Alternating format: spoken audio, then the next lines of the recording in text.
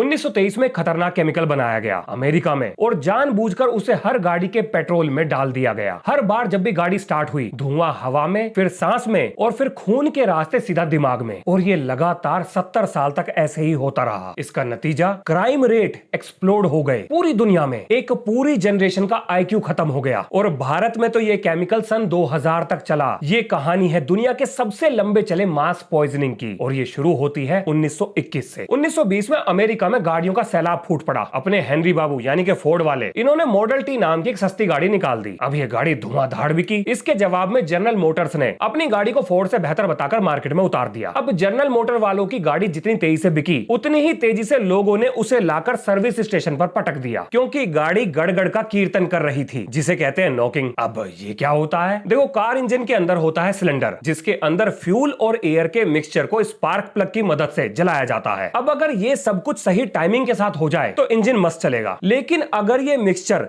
Spark plug के spark पैदा करने से पहले खुद ही जल जाए तो सिलेंडर के अंदर दो धमाके होंगे और इसी को नॉकिंग कहते हैं। जैसे दोनों हाथों के एक साथ सही समय पर टकराने पर ताली बजती है और अगर इनमें से एक भी हाथ आगे पीछे हो जाए तो ताली ठीक से नहीं बज पाएगी। बिल्कुल ठीक इसी तरीके से अगर एयर फ्यूल का मिक्सचर सही टाइम पे ना जले तो इंजन नॉकिंग साउंड को प्रोड्यूस करेगा। अब ये नॉकिंग इंजन की पावर को खा जाएगा और इंजन को भी तोड़ेगा। अब यहां पर आपके दिमाग में एक सवाल आया होगा कि क्या जनरल मोटर्स की गाड़ी बनाने से पहले नॉकिंग नहीं होती थी? देखो भैया, फोर्ड ने जो मॉडल टी बनाया था वो कम कंप्रेशन रेशो पर चलता था। अब इस बात का क्या मतलब हुआ? तो भैया इस बात का मतलब ये हुआ कि पिस्टन सिलेंडर के अंदर एयर और फ्यूल के मिक्सचर को कम दबाता था, जिसका नतीजा था कम रफ्तार, कम ताकत, लेकिन नॉकिंग भी नहीं होती थी। अब जनरल मोटर सेम गाड़ी बनाकर तो फोर्ड के मॉडल टी से कंपीट नहीं कर पाता, तो उसने ये सोचा क्यों ना इंजन की ताकत को बढ़ा दिया जाए, जिसका सबसे आसान तरीका था कि कंप्रेशन रेशो को ही बढ़ा दो। अब कंप्रेशन